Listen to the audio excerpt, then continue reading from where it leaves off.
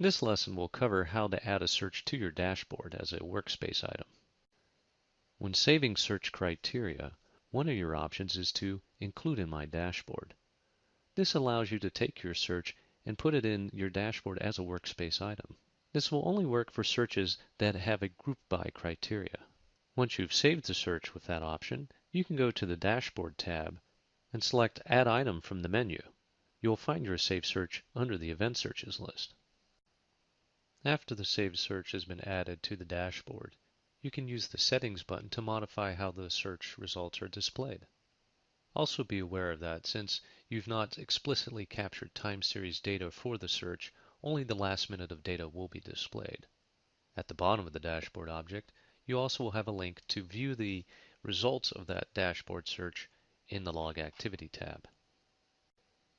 In order to display more than the last minute worth of data, you need to go into the Settings menu for the dashboard object to enable time series data capture. Time series data is metadata related to your search criteria. A new table will be created in the accumulator database on each processor to handle the metadata. After time series data has been captured, you're able to display larger time intervals of data beyond 1 minute. Note, capturing too much time series data will have a negative impact on the performance of QRadar. The Settings menu for the dashboard object allows you to change the look and feel of the object. For instance, you can change the type of chart you're using from a bar to a pie. You can also change what value is actually being graphed. And with the capture of time series data, you're now able to select different time intervals to display.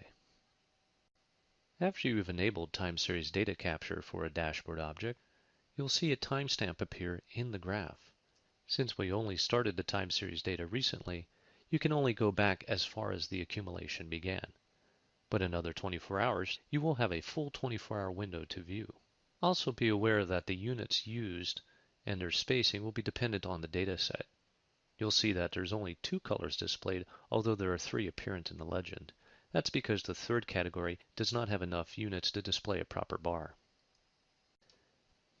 The Settings menu gives you great flexibility over how your data is going to be displayed within the dashboard. In addition to using graphical charts, you can also use a table format to display your data. It is all up to you as an analyst as to how you want to view your dashboard. Now turn to your exercises guide and perform the exercises for this lesson. In this unit, we went over the steps necessary in investigating events associated with an offense.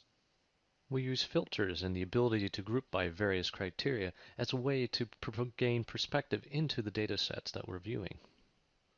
We also learned how to use searches and how to save the criteria associated with a search to be reused throughout the rest of the product, including as a dashboard object.